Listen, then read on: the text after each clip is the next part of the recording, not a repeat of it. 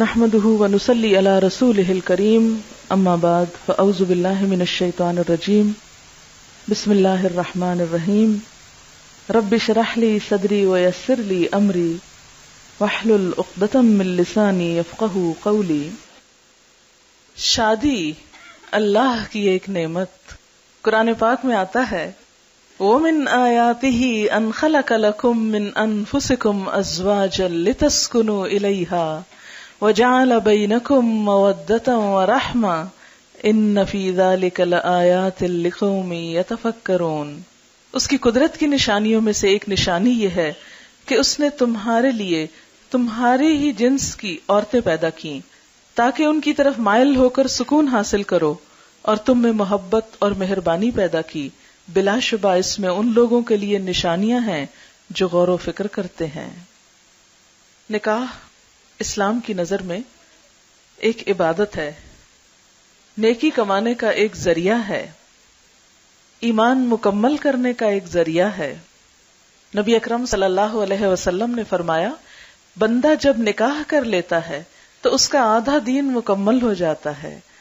اب باقی ماندہ آدھے دین کے بارے میں اسے اللہ سے ڈرتے رہنا چاہیے. نبی صلی اللہ علیہ وسلم نے فرمایا دنیا ایک متاع ہے، فائدے کی چیز ہے، پونجی ہے، اور دنیا کی سب سے بہترین متاع نیک بیوی ہے. یعنی دنیا کی سب سے بہترین چیز نیک بیوی. ہمارے ہاں عموماً شادیاں جس طریقے پر ہوتی ہیں اس میں وقت کا بھی ضیاع ہوتا ہے، پیسے کا بھی ضیاع ہوتا ہے، اور ایک بھیڑ جمع ہوتی ہے اور بکھر جاتی ہے. انجوائمنٹ صرف کپڑے اور کھانے تک رہ گئی ہے. گویا اپنی صرف جسمانی ضروریات کو پورا کرنا اور صرف مٹیریلسٹک اپروچ کی حد تک خوشی کا تصور ہونا اب مسلمانوں میں باقی رہ گیا ہے. جبکہ کوئی خوشی اس وقت تک پوری خوشی ہو نہیں سکتی جب تک انسان کی روح بھی خوش نہ ہو، اور کوئی روح اللہ کے ذکر کے بغیر خوش ہو نہیں سکتی. تو اس لیے اس شادی میں اللہ کے ذکر کے ساتھ ساتھ کچھ باتیں بھی نہیں سیکھیں گے انشاءاللہ. یعنی خوشی کا اظہار بھی ہو اور اس کے ساتھ ساتھ اچھی اچھی نصیحتیں بھی ہوں جو دلہن کو اور اس کی بہت سی دوستوں اور سہیلیوں کو بھی کام آئے انشاءاللہ، جو بھی شریک ہونے والے ہیں. تو ہم شروع کرتے ہیں آج کے اس پروگرام میں. جو اہم حصہ ہے وہ یہ کہ جو لوگ اس تجربے سے گزر چکے ہیں، گزر رہے ہیں، اور انہوں نے اس زندگی میں ایک بہترین کامیابی حاصل کی ہے، یا جن چیزوں سے ان کی ازدواجی زندگی خوشگوار ہوئی ہے، میں چاہوں گی کہ وہ ہمارے ساتھ اس پروگرام میں شریک ہوں اور اپنے ذاتی تجربات کا ذکر کریں تاکہ دوسرے لوگوں کو فائدہ ہو اور ان کی زندگیاں بھی خوشگوار ہو جائیں. سب سے پہلے ایک بیٹی کے لیے سب سے زیادہ جو چیز دعاؤں کا اور دوسرے گھر میں مقام بنانے کا سبب بنتی ہے وہ خدمت ہے. کوئی لڑکی اپنی اچھی شکل سے، اپنے علم سے، اپنے ہنر سے، اپنی دوسری قابلیت سے سسرال کے ہاں جگہ نہیں بنا سکتی جو خدمت سے بنا سکتی ہے. بہت سی بے ہنر لڑکیاں بھی جب اچھے جذبے کے ساتھ خدمت کا ارادہ کرتی ہیں اور کرتی ہیں اور قربانی کرتی ہیں تو بہت دعائیں بھی پاتی ہیں اور بہت خوشحال زندگی بھی. تو یہ خوشحال زندگی کا ایک راز ہے سیکریفائس اور لینے کی بجائے دینے پہ نظر رکھنا. زاہدہ ریڈیو پر کام کرتی رہی ہیں اور انہوں نے ایک ٹاک دی تھی اس بارے میں جو بہت مفید تھی، تو اس سے آپ بھی فائدہ اٹھائیں. السلام علیکم. یہ ایک چھوٹی سی ٹاک تھی جو کہ ایک بچی کا خط آیا تھا، اور اس نے لکھا تھا کہ جی ہم لوگ لڑکیاں شادی سے پہلے تو بہت خواب دیکھتی ہیں کہ شادی ہو، یہ ہوگا وہ ہوگا، زیور پہنیں گے، اچھے جوڑے پہنیں گے، میاں ملے گا، یہ ہے وہ ہے. اور لیکن جب بعد میں عملی زندگی میں قدم رکھا تو پھر پتہ چلا کہ یہ خواب اتنا سہانا نہیں تھا. تلخ حقیقتیں جب سامنے آئیں تو پریشان ہو گئیں. تو انہوں نے کہا کہ آپ ہمیں کوئی اچھی سی نصیحت کریں. تو یہ وہ نصیحت ہے جو میرے والدین نے مجھے کی، کچھ اس میں میرے تجربات شامل ہیں، اور اس کے بعد ایک اور بات بھی کروں گی لیکن اس کو ختم کرنے کے بعد. اب پیارے بچوں بار بار میں پڑھوں گی کیونکہ اس میں نے پیاری بچیوں کا بہت نام لیا ہے. تو کچھ بچی ہیں، کچھ تھوڑی سی زیادہ بڑی ہو گئی ہیں، شادی ہو گئی ہے، لیکن وہ بھی اپنے آپ کو اس وقت بچہ ہی سمجھے. تو پیاری بچیوں سنو، والدین اپنے بچوں، خاص طور پر بچیوں کی شادی کے لیے بہت فکر مند رہتے ہیں. اس دن کا انتظار کرتے ہیں جب دنیا جہان کی خوشیاں سمیٹ کر اپنی بچی کی جھولی میں ڈال دیں اور بہترین آرزوؤں اور تمناؤں کے ساتھ ایک تابناک اور روشن مستقبل کی طرف خوشی اور جدائی کے ملے جلے جذبات کے ساتھ آنسوؤں کی پرنور بارش میں نئے اور اصل گھر کی طرف روانہ کر دیں، اس گھر کی طرف جسے آپ اپنا گھر کہیں گی، اور جس گھر سے جائیں گی وہ اب آپ کے لیے ماں باپ کا گھر کہلائے گا۔ آپ اس نئے گھر کی عزت کہلائیں گی، آئندہ آپ کی پہچان اس نئے گھر سے ہوگی۔ جس گھر میں آپ قدم رکھیں گی وہ نیا ہوتے ہوئے بھی نیا نہیں ہے، اس میں کوئی بھی فرد اور کوئی بھی رشتہ نیا نہیں ہے، یہ بالکل اسی گھر کی طرح ہے۔ پچھلے 20-22 سال ہنسی خوشی جس میں آپ نے گزارے، وہاں آپ کے ماں باپ تھے جو آپ کو بہت عزیز رکھتے تھے اور آپ بھی ان سے بہت پیار کرتی تھیں۔ اس نئے گھر میں بھی ویسے ہی امی ابو ہیں جو آپ کو اسی طرح بلکہ اس سے بھی بڑھ کر پیار کریں گے، شرط یہ ہے کہ آپ بھی ان کو وہی پیار دیں۔ پچھلے گھر میں آپ کے بھائی بہن تھے جو آپ پر جان نچھاور کرتے تھے اور آپ بھی ہردم ان کے آرام و سہولت کا خیال رکھتی تھیں۔ اس نئے اجلے گھر میں بھی آپ کو ایسے ہی بھائی بہن ملیں گے جو آپ کے پیار و محبت کے جواب میں زیادہ پیار و محبت دیں گے۔ پچھلے گھر میں تمام عزیز رشتہ دار آپ کی خواہشوں کا احترام کرتے تھے کیونکہ آپ اپنی شعوری کوشش کرتی تھیں کہ آپ ان کو کسی قسم کی شکایت کا موقع نہ دیں۔ اب اس گھر میں بھی اسی طرح کے عزیز رشتہ دار آپ کی راہ دیکھ رہے ہیں اور آپ کو اجلے سہانے ماحول میں ہنسی خوشی خوش آمدید کہنا چاہتے ہیں۔ تو پیاری بچیوں، اس مختصر سے مقابلے سے آپ کو احساس ہو گیا ہوگا یہ نیا گھر نیا ہوتے ہوئے بھی نیا نہیں ہے، اس میں کوئی رشتہ نیا نہیں، لیکن اس گھر میں صرف ایک رشتہ نیا ہے، ایک نہایت اہم شخص جو آپ کی زندگی میں پہلے نہیں تھا۔ اس کی موجودگی سارے ماحول کو نیا پن دے رہی ہے، اس سارے گھر کو زیادہ پیارا بنا رہی ہے اور آپ کی اس زندگی کو نیا روپ عطا کر رہی ہے، اور وہ شخص ہے آپ کا شوہر، آپ کا مجازی خدا، جس کے متعلق ہمارے پیارے رسول صلی اللہ علیہ وسلم نے ارشاد فرمایا، اگر کسی انسان کو سجدہ کرنے کی اجازت ہوتی تو میں عورت کو حکم دیتا کہ وہ اپنے خاوند کو سجدہ کرے۔ یہ نیا شخص، نئی ہستی، آپ کی تمام خوشیوں اور مسرتوں کا حامل آپ کا شوہر نامدار ہے، جو صرف اور صرف آپ کا شوہر ہے۔ اس رشتہ میں آپ دونوں میں کوئی تیسرا شریک نہیں۔ یہ بندھن کوئی سیمنٹ یا پلاسٹر اور لوہے کی زنجیروں سے نہیں بندھا ہے، بلکہ یہ خالصتاً اللہ تعالیٰ کے حکم اور سنت رسول اکرم صلی اللہ علیہ وسلم کے فرمان سے قائم ہوا ہے۔ اب یہاں ٹھہر کر آپ نے غور و فکر کرنا ہے کہ دوسرے رشتوں کی موجودگی میں اس نئے رشتے کے قائم ہونے سے آپ کے اور آپ کے خاوند کے دوسرے رشتوں میں کوئی فرق تو نہیں آیا۔ تو پیاری بچیوں سنو، تمہارا خاوند صرف تمہارا نہیں، تمہاری طرح کسی ماں کا لخت جگر ہے، کسی باپ کی آنکھ کا نور ہے، کسی بہن کے دل کا سرور ہے، کسی بھائی کا بازو ہے، اور بہت سے رشتہ داروں کے ساتھ مختلف رشتوں میں بندھا ہوا ہے۔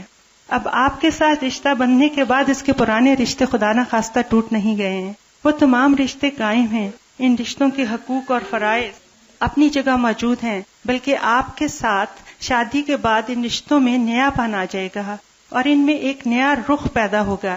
اس گھر کی خوشیاں بڑھیں گی، اس گلستان میں زیادہ پھول کھلیں گے، اور اس گھر اور خاندان کی رونق کو دوبالا کرنے کے لیے آپ کا کردار ایک کلیدی رول ادا کرے گا۔ آپ کا ہر عمل اسے نیا انداز، نیا رخ دے گا۔ یہ نہ صرف آپ کے اخلاق اور کردار کا امتحان ہے، بلکہ آپ کے ماں باپ کی 20-22 سال کی تربیت کا امتحان ہے۔ یہ بات غور طلب ہے۔ ان کی عزت اب آپ کے ہاتھ میں ہے، آپ نے اس امتحان میں سرخرو ہونا ہے۔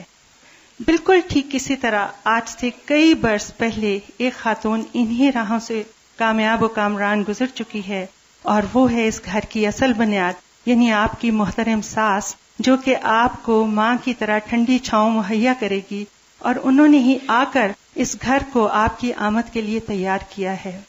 آپ نے ان کو صحیح بیٹی بن کر دکھانا ہے۔ ماں باپ کو بیٹا اسی طرح پیارا ہے جیسے اس کی شادی سے پہلے تھا۔ آپ کے شوہر کے بہن بھائی بھی اسے اسی طرح پیار و محبت کرنے والا بھائی دیکھنا چاہتے ہیں۔ تمام رشتہ دار اس کو پہلے جیسا بھانجا، پہلے جیسا بھتیجا، پہلے جیسا ماموں، پہلے جیسا چچا دیکھنا چاہتے ہیں۔ یہ تمام رشتے ایک گھر کو، ایک خاندان کو یکجا رکھتے ہیں اور گھر کی خوشیوں اور رونق کو دوبالا کرتے ہیں۔ اب آپ کے اخلاق اور کردار کا امتحان ہے کہ ان رشتوں کو مضبوطی سے آپ جوڑے رکھیں۔ یہ نیا گھر یہ سب نئے رشتے ایک نئے پسندیدہ لباس کی طرح ہیں. جس طرح نئے لباس کی حفاظت کی جاتی ہے، خیال رکھا جاتا ہے کہ اس پر داغ دھبا نہ پڑ جائے، اسی طرح آپ کو ان نئے رشتوں کا خیال رکھنا ہوگا کہ ان میں کسی طرح کی بدمزگی اور گھٹن پیدا نہ ہو سکے، یہ پہلے دن ہی کی طرح خوبصورت اور تابناک ہوں. تو پیاری بچیوں، آپ ان سب رشتوں کی قدر کرو، یہ آپ کی قدر کریں گے. صرف ایک رشتے کی وجہ سے آپ اپنے آپ کو اور اپنے خاوند کو دوسرے تمام رشتہ داروں سے الگ نہ سمجھو. وہ قائم ہیں اور خدا کے فضل سے قائم رہیں گے. آپ کی شادی سے پہلے یہ گھر چل رہا تھا، اب آپ اس میں ایک بہترین اور انمول اضافہ ہیں. پہلے غور سے اس گھر کی روایات اور طور طریقوں کو سمجھیں، اسی میں ڈھل جانے کی کوشش کریں. ہاں، اگر کوئی نئی چیز لانا چاہیں تو دھیرے دھیرے، لیکن اس سے پہلے سب کے دل اپنی محبت اور فرما برداری سے جیت لیں.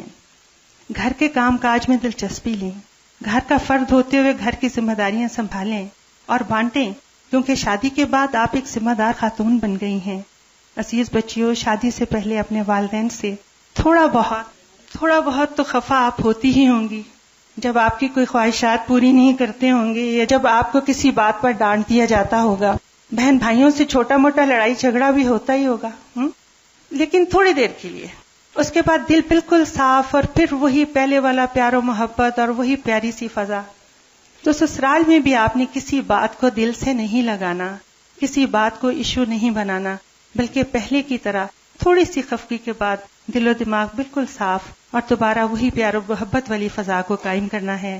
اپنے پیار، فرما برداری، محبت سے سب کے دل جیت لیں، خود بھی خوش رہیں، دوسروں کو بھی خوش رکھیں. اسی طرح آپ کی بہترین ایڈجسٹمنٹ ہوگی.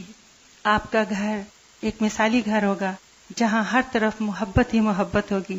ہماری دعا ہے اللہ تعالیٰ آپ سب کو بہت خوش رکھے اور خوش و آباد رکھے.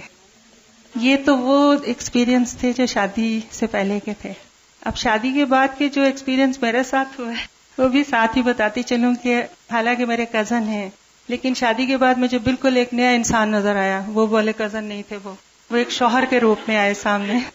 تو میں نے ایک چھوٹی سی ایک مثال پڑھی تھی کہ زبان سے کسی نے پوچھا کہ اتنے 32 دشمنوں میں تم کیسے رہتی ہو اور اتنی محفوظ، آپ دیکھیں نا کیسے بچ کے رہتی ہے. تو پتہ ہے اس نے کیا جواب دیا؟ اس نے کہا اپنی نرمی سے. تو میں نے اسی عادت کو اپنایا، میں نے نرمی کو اختیار کیے رکھا. تو بالکل وہی بات کہ جیسے شادی سے پہلے بہن بھائیوں سے ناراضگی ہوتی تھی یا ماں باپ سے تھوڑی سی خفگی ہوتی تھی یا ہمارا یہ کہنا نہیں مانتے، یہ نہیں کرتے، اتنی سختیاں ہمارے اوپر، یہ ہے وہ ہے. تو میں نے بالکل وہی رویہ اپنا وہاں پہ رکھا. اور ایک بات جو میں نے اپنے تجربے سے سیکھی وہ یہ کہ آپ اپنے سسرال کی بات اپنے گھر میں جا کے کبھی نہیں کریں، اور خاص طور پہ اپنی امی سے کبھی نہیں کریں. ان کو ہمیشہ خوشیاں دیں کہ آپ بہت خوش ہیں اپنے گھر میں، اور آپ اپنے مسئلے مسائل جو ہیں وہ خود سنبھالیں، ان سے خود نپٹیں اور ان کو بالکل اس میں انوالو نہیں کریں. اور میں ضرور کہوں گی کہ مہربانی سے اگر بیٹی آ کے ان کو سناتی بھی ہے تو وہ کبھی اس کی بات نہیں سنیں اور اس کو ہمیشہ سمجھائیں کہ بیٹا اس میں تمہاری اپنی غلطی ہے، وہ تو بڑے ہیں، وہ ٹھیک کہہ رہے ہیں آپ سے. اور اپنے بچے کو سمجھانا چاہیے کیونکہ اسی کو آپ سمجھا سکتے ہیں. اور گھر تو ہم نے بسانے ہیں، ہم یہ تہیہ کر کے جاتے ہیں کہ ہم نے یہ گھر بسانے ہیں، اور جب بسانے ہیں تو پھر کیوں نہ اچھے طریقے سے بسیں. پھر لڑائی اور فساد اور چھوٹی چھوٹی بات کو ایشو بنانا، ایشو کبھی نہیں بنائیں، کسی بات کو ایشو نہیں بنائیں، اس بات کو وہیں ختم کر دیں. اور الحمدللہ ماشاءاللہ 32 سال ہو گئے میری شادی کو، اور اللہ کا بہت شکر ہے، بہت شکر ہے کہ سب لوگ جہاں تک میرے علم میں ہے کہ وہ خوش ہی ہیں مجھ سے، کیونکہ میں نے کبھی زیادتی نہیں کی، کبھی حسد نہیں رکھا، کبھی کسی کے لیے دل میں برا خیال نہیں لائی. ہر ایک کے ساتھ میں نے کوشش کی کہ میرا جو بھی رشتہ ہے، میرے میاں کا جو بھی رشتہ ہے وہ قائم رہے. اور میرا خیال ہے کہ اپنے میاں کو خوش کرنے کا سب سے اچھا طریقہ یہی ہوتا ہے کہ اس کے بہن بھائیوں کو بھی آپ خوش رکھیں تاکہ وہ بھی ایک بیلنس پرسنالٹی بن کے سامنے آئے. اگر آپ اس کے گھر والوں کے خلاف بات کریں گے وہ آپ کے گھر والوں کے خلاف کرے گا، یہ تو ٹسل چل جائے گا پھر. تو بس یہی میں آپ سے کہوں گی کہ ہمیشہ عاجزی اور انکساری، محبت اور خیر خواہی اس میں اتنی طاقت ہے کہ وہ اور کسی چیز میں ہو ہی نہیں سکتی. بہت شکریہ مجھے اتنی دیر برداشت کرنے کا. نبی اکرم صلی اللہ علیہ وسلم نے فرمایا، جب تمہارے پاس کوئی ایسا شخص نکاح کا پیغام بھیجے جس کے دین اور اخلاق سے تم راضی ہو تو اس سے نکاح کرا دو. اگر تم ایسا نہ کرو گے تو زمین میں فتنہ اور بڑا فساد رونما ہوگا. السلام علیکم. زائدہ بہن نے اتنی نصیحتیں کر لیں کہ میرا خیال ہے کہ اس کے بعد کوئی ایسی بات رہ نہیں گئی جو میں بتاؤں. میں تھوڑا سا، چونکہ میرا اپنا پرسنل ایکسپیرینس ہے تو میں یہ بتانا چاہوں گی کہ برخلاف زاہدہ بہن کے ایکسپیرینس کے میں ایسی نہیں تھی. میں بہت خود سر اور ضدی اور اپنی بات منوانے والی، لیکن الحمدللہ میرا شوہر بہت ایک اچھا نیک انسان تھا. اگر وہاں انہوں نے نرمی دکھائی تو یہاں مجھے کوئی کریڈٹ نہیں جاتا، اور میں اس کو ریئلائز کرتی ہوں. اور میں نے اس بات کو ریئلائز تب کیا جب میں نے قرآن پڑھا اور سمجھ کر پڑھا، اور مجھے پتا چلا کہ نرمی سے اور پیار سے، اور جتنی غلطیاں میں نے کی اور جو اب مجھے وہ یاد آتی ہیں اور مجھے بہت زیادہ اس پہ شرمندگی ہوتی ہے کہ نرمی اور پیار سے جو بات ہو سکتی ہے وہ ہٹ دھرمی سے اور ضد سے نہیں ہو سکتی. تو سب میری پیاری بچیوں جن کی شادیاں ہونے والی ہیں، تو میں نے جو 20 سال کے بعد سیکھا تو وہ تم لوگ ابھی سے پلے سے باندھ لو کہ نرمی سے اور پیار سے. اور اس میں میرے ایک اپنا، یعنی میں اس کو لالچ ہی کہوں گی کیونکہ میں نے قرآن پڑھنا تھا، 1 سال تک میں نے گھر سے دور رہنا تھا. اب اگر میں وہی پرانی والی شائستہ ہوتی اور ہٹ درمی سے کہ نہیں یہ تو میں نے کرنا ہے، آپ جو ساری عمر یہ کرتے رہے اور میں آپ کے ساتھ رہی تو میں نے بھی آپ کو برداشت کیا، نہیں، میں نے بہت عاجزی سے ساری میری جو ضد اور وہ تھی وہ میں نے ختم کر دی. اور اتنا میں جھک گئی اور اتنا میں جیسے زمین کی جیسے خاک ہو جاتی ہے، میں نے قرآن کی خاطر اپنے آپ کو بنا لیا. اور الحمدللہ اس کی خاطر انہوں نے مجھے اتنی اجازت دی کہ میں نے قرآن پڑھا. پورا راستہ میں جب 3-3.5 گھنٹے کے راستے میں جایا کرتی تھی تو یہی سوچتی تھی کہ میں ان کو کیسے خوش کروں کہ وہ واپس مجھے آنے دے. اور وہ 2 دن میں ان کو یعنی نرمی اور پیار سے، حالانکہ گھر میں بچوں کے ساتھ بہت سے مسائل بھی ہوتے ہیں، میں جاتی تو وہ ایک مسائلستان ایک لسٹ پڑی ہوتی کہ یہ کچھ ہو گیا ہے تمہاری غیر موجودگی میں، لیکن الحمدللہ بیچ میں اللہ تعالیٰ نے اتنا، اور یہ صبر میں نے قرآن سے سیکھا. تو میں یہ کہنا چاہوں گی کہ جن کی بھی بچیاں ہیں وہ پلیز قرآن ان کو ضرور پڑھائیں، چاہے جہاں سے بھی پڑھائیں، لیکن قرآن سمجھ کر اتنا صبر آ جاتا ہے انسان میں، اتنی نرمی آ جاتی ہے، اتنی عاجزی آ جاتی ہے، اور وہ صرف اور صرف اللہ کی خاطر ہوتی ہے. اور خاص طور پہ جن لوگوں کو دین کا کام کرنا ہوتا ہے تو ان کو بہت زیادہ اپنے میں عاجزی اور نرمی پیدا کرنی ہوگی، جبھی شوہر آپ کے ساتھ کوآپریٹ کریں گے. اور میڈم سے بھی میں یہ پوچھوں گی کہ کیوں ایسا ہے کہ نہیں ہے؟ بالکل ایسا ہی ہے کہ اگر آپ نے عاجزی اور نرمی سے کام لیا، ان کی ہر بات مانی، ان کو خوش رکھنے کی کوشش کی، تو انشاءاللہ تعالیٰ آپ دین کا جو بھی کام کریں تو وہ کسی قسم کی رکاوٹ نہیں بنے گی. جیسا کہ میں اپنے میاں کو پاتی ہوں، وہ فل میرے ساتھ کوآپریٹ کرتے ہیں، اور وہ صرف اسی وجہ سے کہ میں ان کی بات مانتی ہوں. تو ضد اور ہٹ درمی اور یہ چیز نہیں کرنا. اس لیے یہ ضد اور ہٹ درمی بار بار ریپیٹ ہو رہا ہے یہ لفظ، کیونکہ میں یہ تھی، اور جب میں نے اس کو چھوڑا اور میں نے جو اس کے انعامات پائے تو وہ بہت زیادہ تھے. تو مرد کو بس ہینڈل کرنے کا یہی ہے کہ اس کے ساتھ بہت پیار محبت سے رہا جائے. میں ایک حدیث سنا دیتی ہوں آپ کو. وہ یہ کہ حضرت انس رضی اللہ تعالیٰ عنہ کہتے ہیں حضرت ابو طلحہ نے حضرت ام سلیم سے نکاح کیا اور مسلمان ہونا ان کے درمیان مہر قرار پایا. حضرت ام سلیم ابو طلحہ سے پہلے مسلمان ہو چکی تھی. ابو طلحہ نے ان کے پاس نکاح کا پیغام بھیجا. ام سلیم نے جواب میں کہا میں مسلمان ہو چکی ہوں، اگر تم بھی اسلام لے آؤ تو میں نکاح کے لیے راضی ہوں. ابو طلحہ نے اسلام قبول کر لیا اور یہی ان کے درمیان مہر تجویز ہوا. السلام علیکم. میں یہی کہوں گی کہ never contradict your husband in public. Privately آپ جو مرضی کرو لیکن ان پبلک نیور کانٹرڈکٹ ہم. If he is seeing some thing you don't like just smile ا لاٹ. اور you have to one people over with your اخلاق. اور جب کوئی چیز آپ کو اچھی نہیں لگ رہی ہو تو اوپنلی شروع میں نہیں کہنا، اپنے اندر رکھنا ہے، اپنے آپ کو کنٹرول میں رکھنا ہے. بہت اچھی بات انہوں نے کی، اللہ نے جزائے خیر دے. عموماً ہم ایسی ہی چھوٹی چھوٹی غلطیاں کرتے ہیں اور ہمیں خود بھی پتہ نہیں ہوتا کہ ہم کیا کر رہے ہیں. اب دیکھیں کہ عموماً ڈفرینس آف اوپینین اس لیے نہیں ہوتا کہ ہم ایک دوسرے کو ڈس لائک کر رہے ہوتے ہیں یا ہماری کوئی عداوت ہوتی ہے ایک دوسرے کے ساتھ. وہ چونکہ سیٹ اپ مختلف ہوتا ہے، گھروں کی روٹین مختلف ہوتی ہے، لائف سٹائل مختلف ہوتا ہے، تو قدرتی طور پر جب آپ ایک دھارے سے آئے، دوسرا دوسرے سے آئے، جب وہ اکٹھے ہوں گے تو کچھ چیزیں مختلف ہوں گی اور ان میں اختلاف کا پیدا ہونا بالکل نیچرل ہے. اگر آپ اپنے آپ کو دوسرے کی جگہ پر رکھ لیں تو آپ سوچیں اگر میں اس بیک گراؤنڈ سے آتا تو میں بھی ایسا ہی ہوتا، تو اس لیے مجھے دوسرے کو معاف کر دینا چاہیے. اور بہت کام کی بتائی یہ بات انہوں نے کہ کبھی پبلکلی اپنے ہسبینڈ کو کنٹراڈکٹ نہیں کریں، کیونکہ مردوں کی جو انا ہوتی ہے، مردوں کی جو خودداری ہوتی ہے، ان کو جو اللہ نے وَلِلرِّجَالِ عَلَيْهِنَّ دَرَجَةٌ، کہ مردوں کے لیے ان عورتوں پر ایک درجہ ہے. وہ جو اتھارٹی والا ہے اس کو چیلنج نہیں کریں کبھی. اس کو چیلنج کر کے خود آپ نقصان اٹھائیں گے. اس کو وہیں رہنے دیں, اس کو برقرار رکھیں. وہ آپ کے فائدے کا بھی ہے. اور اگر اس معاملے میں اس نصیحت پر عمل ہو جائے کہ ٹھیک ہے اختلاف بھی ہوگے, آپس میں محبت سے بھی انسان ایک دوسرے سے جھگڑتا ہے, روٹتا ہے, سب کچھ چلتا ہے, ایک نیچرل لائف کی علامت ہے, لیکن لوگوں کے سامنے نہیں. کیونکہ شوہر اپنی بے عزتی کو ہمیشہ دل میں رکھ لیتے ہیں اور پھر جگہ جگہ انتقام لیتے ہیں اور زندگی تلخ کر دیتے ہیں. اس لیے ایک کڑوا گھونٹ بہت ساری خرابیوں سے انسان کو بچا لیتا ہے. السلام علیکم. ایک رشتہ ہوتا ہے نا مدر کا, اور ایک ہوتا ہے مدر ان لا کا. اگر ہم یہ ان لا کا لفظ ہٹا دیں اور ساس کو اپنی ماں, اور اس طرح سارے رشتوں کو, sister in law, brother in لا, سب کو اگر ہم ان لا ہٹا دیں اور ان کو واقعی دل سے اپنی بہن, اپنا بھائی, اپنی ماں, اپنا باپ یہ جگہ دیں, لوگوں کو اکوموڈیٹ کریں, آپ کو لوگ اکوموڈیٹ کریں گے. اور جس طرح اخلاق کی بات ہوئی, اسمائلنگ فیس کی بات ہوئی, تو یہ اخلاق ہے جو سب کچھ جیت لیتا ہے اور پھر آپ ونر ہو جاتے ہیں. تو میری بہت دعائیں ہیں آپ سب کے لیے بھی جو اب اس میدان میں چھلانگ مارنے والے ہیں ان فیوچر میں, تو اللہ تعالیٰ آپ سب کا حامی و ناصر ہو. السلام علیکم. بہت کام کی بات کی ہے کہ ان لا ہٹا دے. عموماً لوگ پوچھتے ہیں کہ اسلام میں سسرال والوں کے کیا حقوق ہیں, یہ سوال کیا جاتا ہے. ابھی تک جتنا بھی قرآن پاک کا اور نبی صلی اللہ علیہ وسلم کی سنت کا مطالعہ میں نے کیا ہے, اس میں ایز سچ کوئی الگ چیپٹر سسرال کے نام سے نہیں ہے. میں نے اس پر بہت غور کیا, بہت کوشش کی کہ مجھے کچھ بھی ایز اے ٹیکسٹ کچھ مل جائے. اتنی سی بات ضرور ہے کہ قرآن پاک میں اللہ تعالیٰ انسانی رشتوں کا ذکر کرتے ہوئے نسب اور سحر کے رشتے کا ذکر کرتے ہیں. سحر سسرال کو کہتے ہیں, اور دونوں کو ایک ہی جگہ پر مینشن کیا گیا ہے. پھر کیا ہے, کیا اسلام نے ان رشتوں کو اگنور کیا ہے؟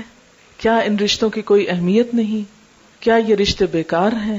کیا ان کے ساتھ ستیلے والوں کا سلوک کیا جائے؟ نہیں, ایسا نہیں. بات یہ ہے کہ اس پر جتنا بھی میں نے غور کیا تو مجھے جواب یہی ملا کہ یہ رشتے کوئی الگ رشتے نہیں ہیں.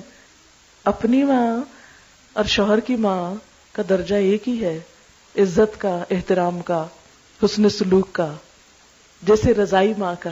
آپ صلی اللہ علیہ وسلم کی اپنی والدہ تو فوت ہو گئی تھی, لیکن دودھ جنہوں نے پلایا تھا ان کے لیے بھی آپ کا احترام اور محبت اتنی ہی تھی, حالانکہ صرف انہوں نے دودھ پلایا تھا. اور اسلام کی روح سے الگ اگر ساس کے حقوق کے بارے میں کوئی حدیث نہیں آئی تو اس کی وجہ یہی ہے کہ وہ ماں کے ضمن میں آتی ہے.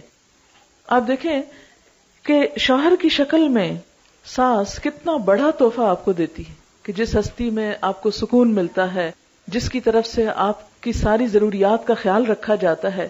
ماں بیچاری کیا کرتی ہے؟ جنم دیتی ہے, پالتی ہے, پوستی ہے, تربیت دیتی ہے, ہوم ورک کراتی ہے, دعائیں مانگتی ہے, ایک کے بعد ایک امتحان پاس کراتی ہے, اور پھر جاب کا موقع آتا ہے اس کے لیے دن رات دعائیں اور خواہشیں اور تمنائیں کرتی ہے. پھر بچے باہر دور چلے جاتے ہیں نوکریوں کے لیے, مائیں ان کی جدائیاں کاٹتی ہیں. کوئی بھی ماں جو ماں ہے اس کے دل میں ماں کا دل دھڑکتا ہے, اس کو پتا ہے کہ ماں کا دل اپنے بچے کے لیے کس قدر تڑپتا ہے, اس کی ملاقات کے لیے, اس کو دیکھنے کے لیے, اس کے شوق میں. اور جب شادی ہو جائے اس کے ساتھ ایک لڑکی کی اور وہ اتنی پوزیسو ہو جائے کہ اب یہ پلا پلایا جوان صرف میرا ہے اور اس میں کسی اور کا حصہ نہیں, اس سے بڑھ کر کیا ظلم ہوگا اور اس سے بڑھ کر کیا زیادتی ہوگی جو زمین پر ہوگی کہ ماں کو اس کے حقوق سے پوری طرح محروم کر دیا جائے اور اس کا مذاق اڑایا جائے یا اس کے ساتھ کوئی ایسا سلوک کیا جائے. نہیں, اگرچہ کوئی بات ناپسند بھی ہو تو بھی اسے ہمیشہ دیکھیں کہ کیا آپ کو اپنی امی کی کوئی بات ایسی نہیں گزری تھی کہ جو پسند نہ آئی ہو.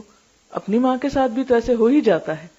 کیا اپنی بہنوں کے ساتھ کبھی ایسا معاملہ نہیں آیا؟ آپ کو یاد ہوگا بچپن میں بہنیں بہنوں کے بال تک کھینچ لیتی ہیں, لڑتے جھگڑتے, مار کٹائی تک نوبت آ جاتی, اتنی لڑائیاں ہوتی ہیں. تو اگر نند نے کوئی بات کہہ دی تو کیا ہو گیا؟ کیا قیامت آ گئی؟ اگر دیور نے کوئی بات کہہ دی تو کیا قیامت آئی؟ کیا بھائی نے کبھی کچھ نہیں کہا؟ لیکن اصل بات یہ ہے, اصل مشکل یہ ہے کہ ہم ان رشتوں کو ایکسپٹ نہیں کرتے. سب سے بڑی خرابی ہے کہ ہم انہیں ایکسپٹ نہیں کرتے. تو دین پڑھنے کے بعد جو سب سے بڑی تبدیلی آنی چاہیے, یہ جو میں نے اپنے اندر لانے کی کوشش کی, وہ یہ کہ ان رشتوں کو ایکسپٹ کیا ہے اور ان کا احترام. اور ان کی بات بھی اسی طرح برداشت کر لی جائے چاہے بری ہی لگے کوئی، جس طرح اپنے بہت سے عزیزوں کی بات بری لگنے کے باوجود ہم اس کو اگنور کر جاتے ہیں اور برداشت کر جاتے ہیں. فریدہ چشتی آ جائیں. ان کے شوہر اتنے اچھے اچھے کام کر رہے ہیں اور وہ ہو نہیں سکتے جب تک ازدواجی زندگی خوشگوار نہ ہو. جب بھی میں ان کا کوئی نیا اچھا کام دیکھتی ہوں تو میں فریدہ کو کریڈٹ دیتی ہوں دل میں. تو ہم ان سے بھی پوچھنا چاہتے ہیں کہ کیا راز ہے؟ السلام علیکم.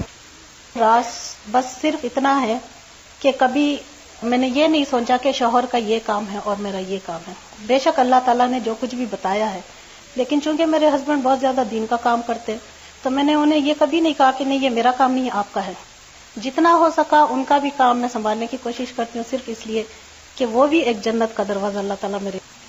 تو یہ ایک بات ہے کہ ہر لحاظ سے جس طرح بھی اپنے ساتھی کا سپورٹ کر سکتے ہیں، مدد کر سکتے ہیں ان کو، چاہے وہ آپ کے ذمہ ہو یا نہ ہو. تو یہ میں نے ایک چیز دیکھی ہے کہ زندگی کامیاب ہوتی ہے اور اللہ تعالیٰ کی مدد ہوتی ہے.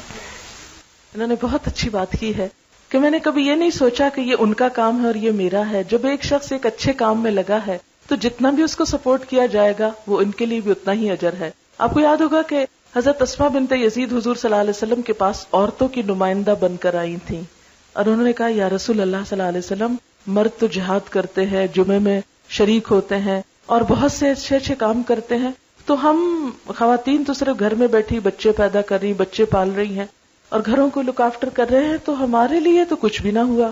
آپ نے فرمایا نہیں، جو شوہر کی غیر موجودگی میں گھر کو اچھی طرح سنبھالتی ہے اور اپنی شرم و حیا کی حفاظت کرتی ہے، وہ گھر بیٹھ کر بھی وہ سارا اجر پالے گی جو شوہر باہر جا کے کر رہا ہے. تو یہ ایک حقیقت ہے کہ اگر شوہر ایک اچھے کام میں لگا ہوا ہے اور بیوی کی طرف سے اس کو سپورٹ حاصل ہے اور بیوی اس کی ذمہ داریاں بھی اٹھا رہی ہے، تو اس پر اس کے لیے انشاءاللہ بہت بہترین اجر ہے. میں یہی نصیحت کروں گی کہ شادی ہو کے جب جائے اپنے گھر میں تو اپنا گھر ایک جنت بنا لے اپنے میاں کے لیے اور اپنے سسرال والوں کے لیے. میاں جب گھر آئے تو اس کو پوری طریقے سے سکون ملے، نہ کوئی لڑائی جھگڑے کی باتیں ہوئیں، نہ کوئی کمپلین ہوئے کسی قسم کا. اور میرے خیال میں اگر یہ ایسے کرے تو میاں بھی خوش ہوگا کہ میں جب گھر آیا ہوں تو باہر کی زندگی میں جو مجھے پریشانیاں تھیں گھر آ کے میں ٹوٹلی انوائنڈ کر سکتا ہوں اپنی بیوی کے ساتھ. اس میں یہی کچھ کہوں گی.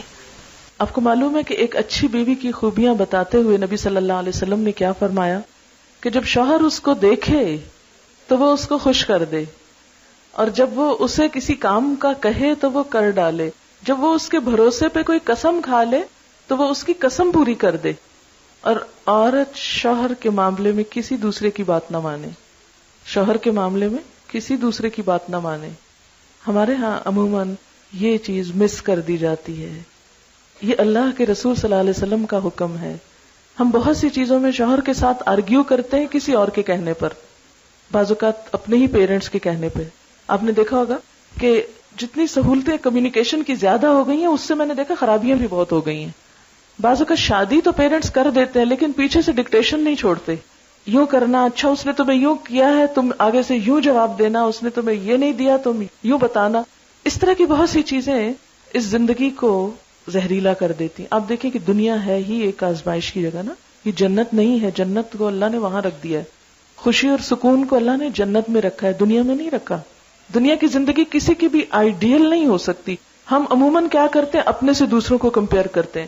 دوسروں کی جو چیز اچھی ہوتی ہے اسے دیکھ کے ہم حسرت کرتے رہتے ہیں، جو ہماری اچھی چیز ہوتی ہے اس پہ ناشکر ہو جاتے ہیں. آپ صلی اللہ علیہ وسلم نے معیار کیا دیا ہے کہ دنیا کے معاملے میں اپنے سے کمتر والوں کو دیکھو کہ جن کے پاس کچھ نہیں، اور دین کے معاملے میں اپنے سے اوپر والوں کو دیکھو. تو اگر شوہر کی رائے جب تک دین کے خلاف نہ ہو، اللہ کے حکم کے خلاف نہ ہو، اس وقت تک اس کی اطاعت اللہ کی اطاعت کے بعد سب سے بڑی اطاعت ہے. سورۃ النساء نیک عورت کی خوبی کیا بتائی گئی ہے؟ فالصالحات قانتات. قنوت کون سی اطاعت ہے پتہ ہے آپ کو؟ قنوت ہوتا ہے دوام اطاعت اور عاجزی والی اطاعت. قوموا للہ قانتین، اللہ کے سامنے عاجز بندے بن کے کھڑے ہو. تو بیوی کی جو خوبی قرآن نے بتائی وہ کیا ہے؟ نیک عورتیں فرما بردار. اور یہ نہیں کہ صرف اچھے وقت میں فرما بردار، چاہے اپنی مرضی نہیں بھی، اپنا دل نہیں بھی چاہ رہا، اپنی خواہش نہیں بھی، کسی بھی چیز میں شوہر کی خواہش ہے، مثلا شوہر باہر جانا چاہتا ہے، وہ ہم سے چاہتا ہے کہ ہم بھی ساتھ چلیں، ہم کہ نہیں میرا تو موڈ نہیں، میں تو سو رہی ہوں، آپ جائیں جہاں جاتے ہیں. بعض اوقات وہ کسی چیز کا مطالبہ کرتا ہے، ہم کہتے نہیں ہمارا تو موڈ نہیں. تو قرآن پاک نے یہ نہیں کہا فالصالحات مطیعات، اس میں بھی اطاعت ہے. کیا کہا؟ فالصالحات قانتات، قانتات دوام اطاعت ہمیشہ، اور اس کے ساتھ عاجزی، انکساری.